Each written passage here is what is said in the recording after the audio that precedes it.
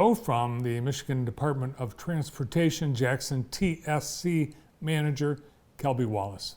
Hi, Kelby. How are you doing today, Bart? Good, how are you? Happy holidays. You too. Saturday night, big night. I drove on the Diverging Diamond at 127 and 94. And it was at night, and it was a Saturday night, so I think I put myself at the highest risk for lousing it up, but I made it through. No problems. Seems to be working. Yeah, great. We've heard a lot of feedback. You know, a lot of folks say, hey, if you follow the pavement markings and the signs, it's very easy. It's different than what was there. So you're kind of going on the other side of the roadway, which feels a little different.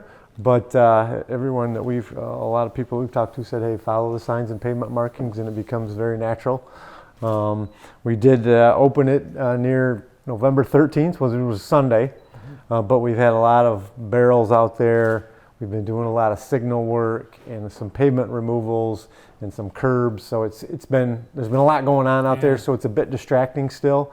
This week, like we did Thanksgiving weekend, we're going to be pulling off all the drums this week for the season, and it's going to be basically fully open. And I think that's when people are really going to see how well it works and be able to follow it much more clearly, because there won't be so many distractions there.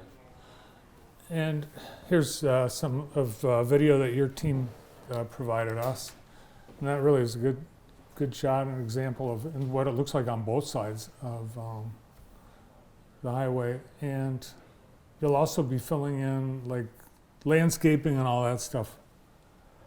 That's still to come. Yeah, most of that'll happen next year. This is kind of looking north there, and that's 127 that goes to the top of the screen, and you're seeing the traffic that's southbound that's coming into Jackson there, that's coming through that signal. And that's, you can see in that picture, we've got barrels on the road. It's down to one lane through there when normally it'll be two.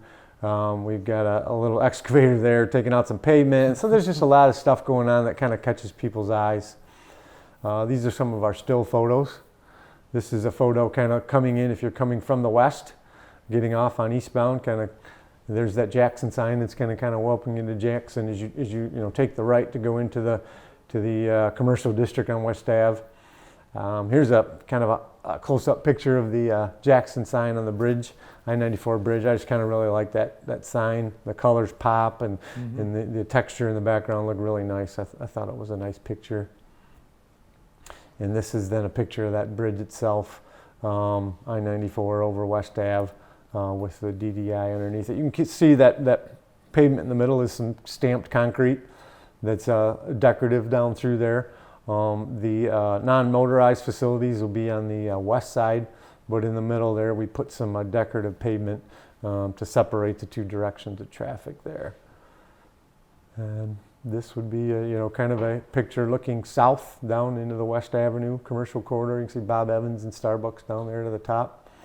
But again, just a picture of the lanes and the work that's kind of still going on here as of last week and partially this week, and then it'll kind of open up, and trying to get as much with straw and seed down as we can to kind of keep the dirt from eroding over the winter, but pretty much going to be shut down here after this week.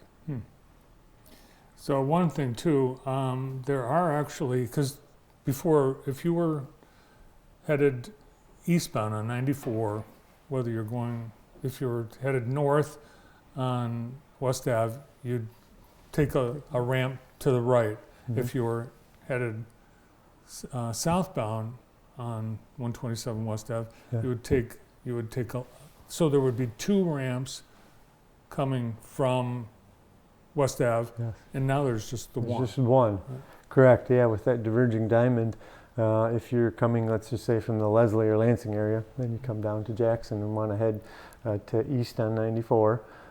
That's where that Diverging Diamond takes you over to the opposite side, and then there's just the one ramp that will go on to eastbound 94, and that's also the same ramp that northbound West Avenue coming out of Jackson, if they want to go east, gets on that same ramp, and then those two lanes merge on the ramp before they get onto the freeway in a single lane.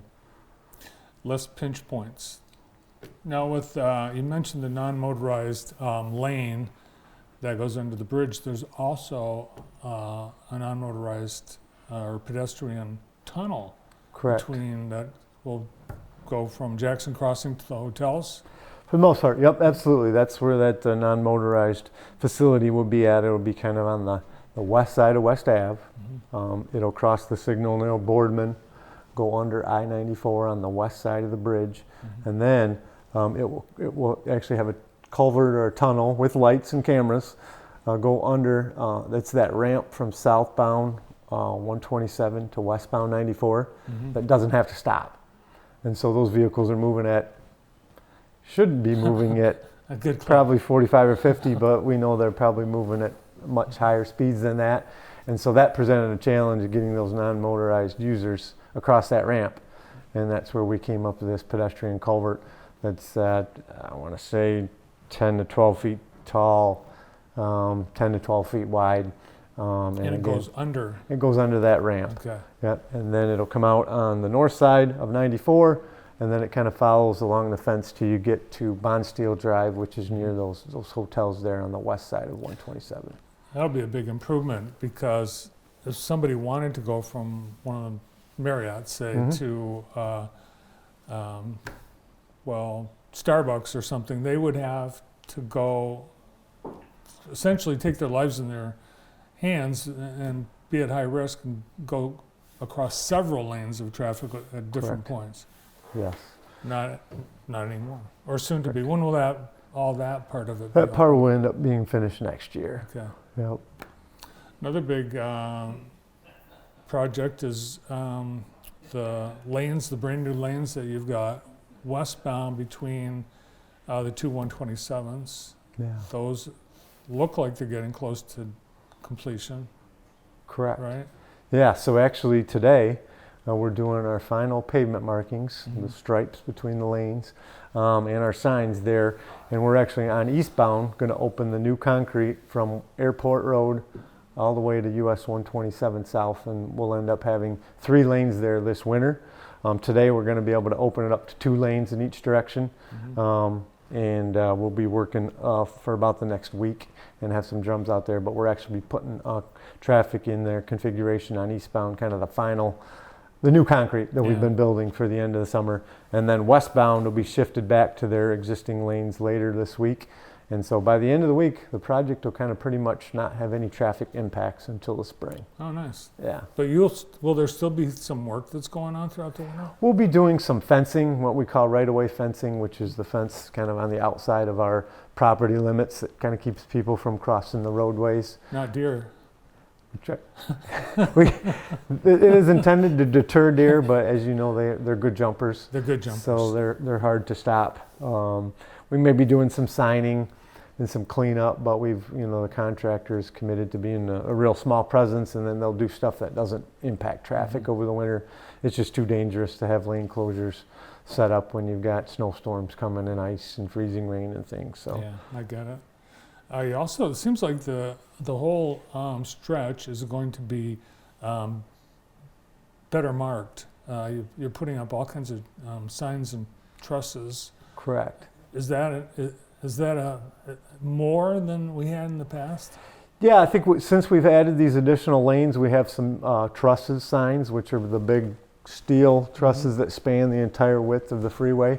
And then we kind of have what we call lane use signs that kind of point down and say, this lane, 127 South, or this lane, I-94 East. And so it's easier for drivers to say, okay, I'm in the right lane, and they make sure they're in the right spot. So yeah, the signing component, I had a few closures this last weekend and the week before to set those over the freeway when there was no traffic there. It's just not safe to haul something like that with a crane on each side and have traffic. So we've had some shutdowns over the weekend that we tried to do mostly at night or early in the morning and get those done. So between that, freeway lighting, we've got lots of lighting along the median on I-94 and the ramps. It's really going to be a lot safer facility than it was. Are you going to paint the I-94 shield on the road surface at any of those? We do not have that planned. I know some areas around the state have had those to help with that. They're actually quite costly, and and they do end up turning into perpetual maintenance because between the salt and the snow plows, they only last like a year. And so really, if you can get away with it without them, we try to. Now, if we find out that we're just really having some problems with some area, that's something we can kind of move to next if we really needed to kind of help drivers out. But they are, just every year you have to do it once or twice a year, and they're take a lot of time. You got to shut down traffic for a couple days, and they're much more costly than just the white and yellow markings, the arrows, and then we hope the signs that we have kind of handle those things. So it's an option if we need to go to it. And since you were here last, you opened up the 2 streets in downtown Jackson, Mechanic and Jackson to traffic. Yep. Those got those back open right before the Thanksgiving holiday. That's Mechanic and Jackson right downtown at the railroad bridges. That project's pretty much going to be shut down from any real disruptive work over the winter. If we get some decent weather, the contractor may do some stuff that doesn't impact traffic. So, since we've had a couple weeks of Diverging Diamond, what are the reviews? What are you hearing from motorists? Yeah, so I'd say 70 to 80% of them are very positive, and have been through there and say that, hey, if I follow those markings and signs, I go through and it's not as scary as I thought it might be. And then a couple were some folks that were definitely some confused, and we actually added a couple signs there the other day to help with some of those spots where some drivers said, hey, I was a little confused in this area. We looked at it and we said, okay, we can add another sign here that kind of says I-94 East or 127 South, some stuff. Added a supplemental sign or something on both sides of the road instead of just one side to help with some drivers. So I think that happens a lot of times with almost any new layout, whether it's a roundabout or a diverging diamond or just adding a center left turn lane. Sometimes you have a picture of what it's like on the blueprints and drawings and everything looks great, and then you kind of get out in the real world and put stuff up and you're like, oh, wait a sec, there's a big tree in the way of the sign. We need to move the sign, or we need to add another sign, or we need to cut down the tree, or whatever that solution is. Well, I think the community, we get it. We've been anticipating this. We know it's going to be different, but there's going to be thousands of people getting off 94 that have no idea that they're encountering essentially something really brand new for a lot of people. Right. But even for those folks, it should be so natural they don't even notice. Right. Ideally. Yep. And that's the goal. We try to you try to sign these for an out-of-state visitor, but you also want to sign it for some of the local folks who are looking for West Avenue and maybe not 127 South, whereas an out-of-state visitor is going to look for that 127 sign, and they don't know what West Avenue is, so we kind of have to sign our roadways with exit numbers, and we try to put some local road information on it so everybody can understand where they're going. Yeah, and I think that's probably one of the challenges when you have 127 in 2 different places. Right. And streets that are named different things at the same point. That's going to be, you got to figure that one out too. It's lots going on Yeah. there. We've got M50 in the mix there too, M50 plus too, yeah. 127 and 94 in the business route. So there's a lot of routes that all converge and then split as they leave or come into Jackson. Well, you guys are doing a great job. Thanks for all the updates. Appreciate it. Right. No, we're looking forward to this week and next week with everything opened up for the winter, and allow people to safely travel through the winter, and our snowplow drivers in Jackson County to do their jobs, keep traffic moving. Cool. Thanks for coming in. Merry Christmas. Merry Christmas to you too. Good to see you. Thank you, Kelby. Good to see you too. Kelby Wallace, the Jackson TSC manager with MDOT. Well, we've got